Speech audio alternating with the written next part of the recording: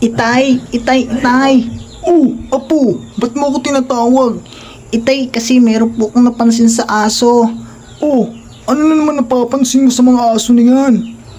Kasi itay, magkaiba po yung pag-upo niya. Para pong tao. Oh, we, di nga. Opo, itay. Saan naman yan? Nandun, itay. Kaso itay, para talagang tao kung umupo. Talaga? Oo, itay. Sige nga, pakita mo sa akin. Wait lang, itay ha. Pupuntahan ko lang. Eto na, itay. Ayan po, itay. Oh, tingnan niyo po, itay. Para talagang tao pag umupo. Oh, tingnan mo. Ho, oo nga no.